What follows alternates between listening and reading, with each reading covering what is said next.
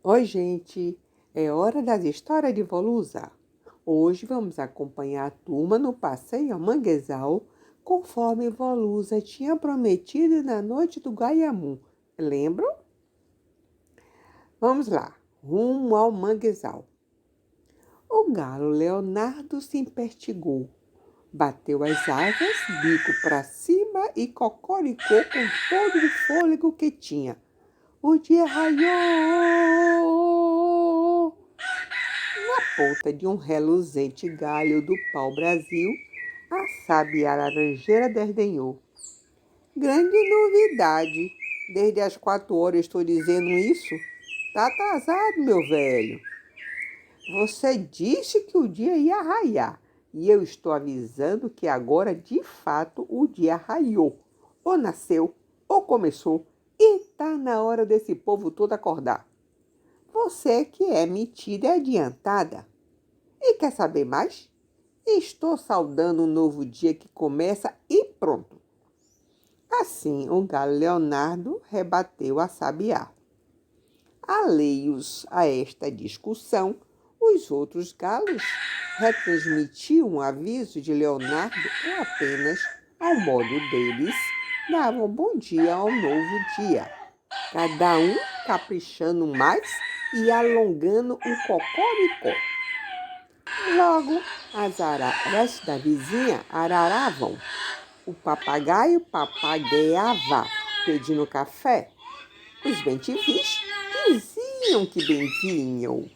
As rolinhas avisavam que o fogo apagou, enquanto o pavonino dizia que queria peixe frito. O amanhecer se enchia de sons e o sítio Campo de Flores acordava. Acordava com a meninada ainda esfregando o sono dos olhos, mais animados. No café, servido na varanda, lembravam rindo da folia do Gaiamu na noite passada. Eita, bichão bonito, hein? Aquele azul no corpo, exclamou Murilo. Bonito, com aquelas pernas todas, aqueles olhos para fora, aquelas pinças abertas doidas para agarrar dentro de um? Duda questionou. Pode ser até feio, mas é muito gostoso. Um escaldado de guaiamum com piranha e um molho daqueles. Falou Jô, que ia passando em direção ao quintal. Que horror! Comeu o bichinho! Matilde reclamou. Mas vó ainda não disse como é esse bicho, lembrou Rafaela. É mesmo? Ele não é caranguejo? Caranguejo não vive na lama do mangue? O que ele fazia aqui, hein, vó?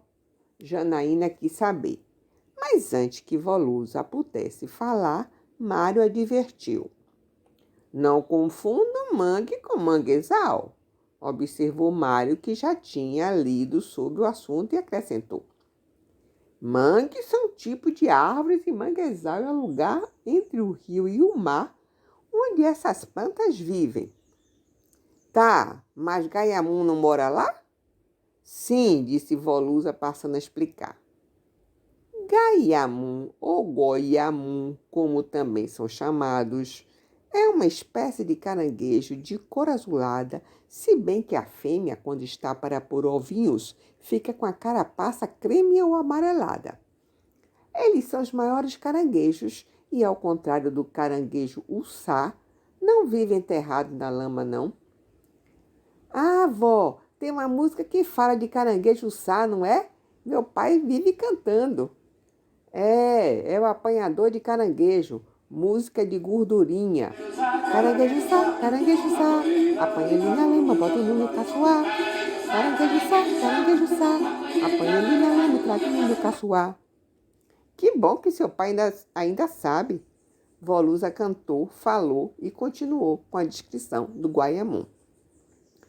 Os guaiamum têm carapaças bem fechadas e armazenam a água que precisam dentro deles, e aí moram em tocas profundas, com até 2 metros, sempre em lugar úmido, próximo do manguezal ou em apicuns.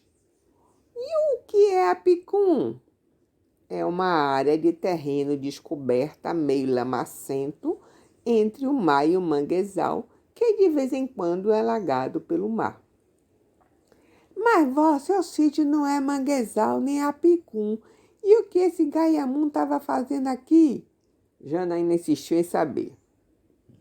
Eles costumam viver nestas áreas, mas também vão mais longe. Andam muito, normalmente até uns 5 quilômetros, mas já foram encontrados com 15 quilômetros distante do manguezal. Não sei exatamente a distância daqui para o manguezal, vindo aí pelos matos. Não creio que ultrapasse os 5 quilômetros. Aliás, a caminhada é a perdição deles, assim como os outros caranguejos. Na época da desova, costumam sair das tocas para ir ao mar por as larvas. É um fenômeno conhecido como andada de caranguejo. Centenas de vezes, dando bobeira. Aí as pessoas pegam, mesmo antes que elas desovem. É proibido, mas as pessoas não respeitam. Puxa, vovó, assim eles podem acabar, até mesmo para esses que ficam pegando, não é? Questionou Murilo. Pois é, os caranguejos são animais ameaçados de extinção devido às destruições do meio ambiente e à pesca predatória. E não só eles, muitos outros bichinhos que vivem no manguezal, pois o próprio manguezal vem acabando com os homens aterrando e poluindo tudo. E aí, vovó, vamos mesmo ao manguezal? Mara indagou. Se todos quiserem, podemos ir sim, ela respondeu. Então vamos logo, antes que o manguezal acabe, né, vó? Duda se apressou a responder, já se levantando da mesa, ainda de boca cheia de sequilhos. Pouco depois de rodear o sítio, pegaram uma trilhazinha no meio do mato. E lá iam eles cantando as lendas que vó Lusa puxava para todos responder. 1, 2, feijão com arroz. 3, 4, feijão com pato. 5, 6, falar inglês. 7, 8, comer biscoito. 9, 10, comer pastéis.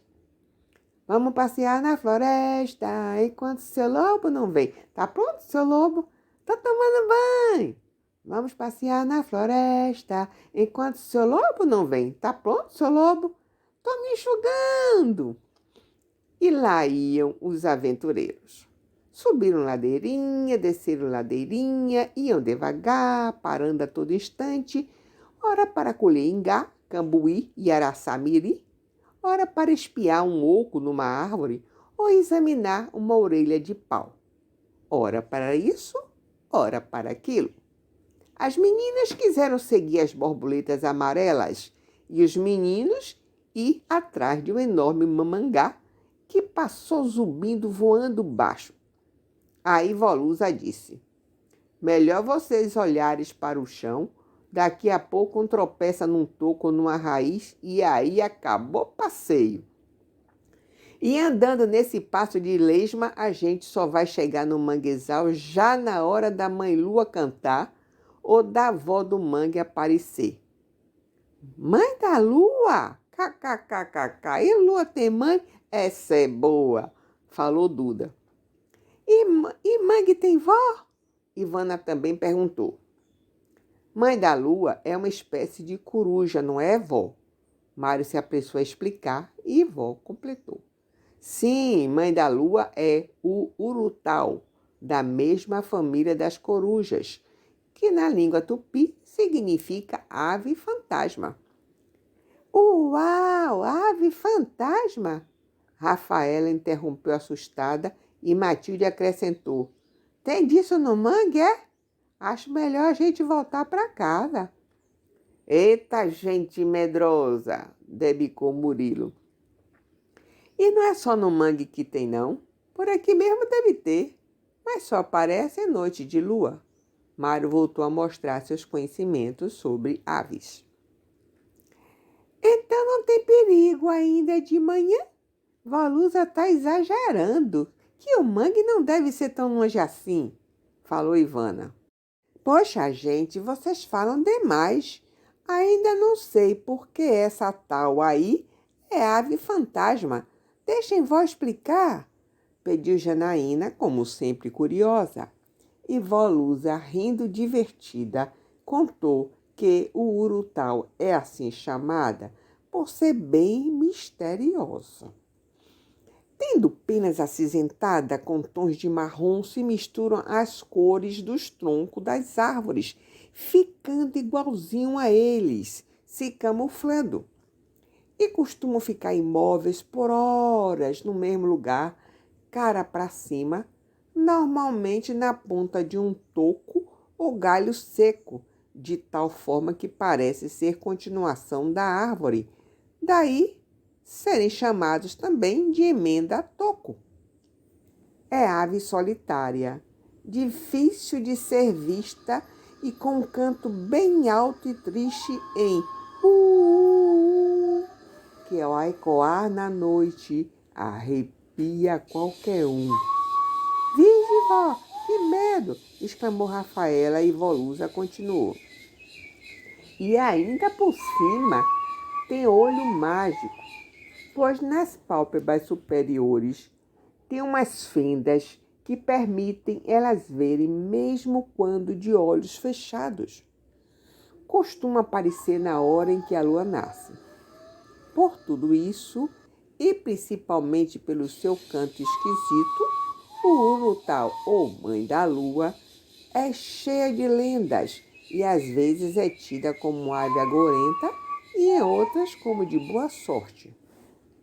Segundo uma dessas lendas, a ave seria uma índia que perdera seu amor e na noite de lua se lamenta dizendo: foi, foi, foi.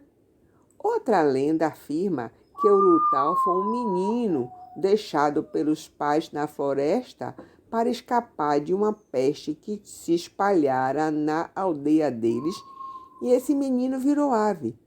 E triste, todas as noites chora chamando seus pais.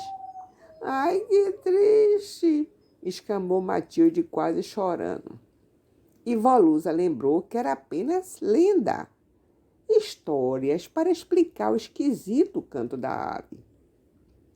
Ainda há outra lenda que diz que o urutau tinha uma bela plumagem.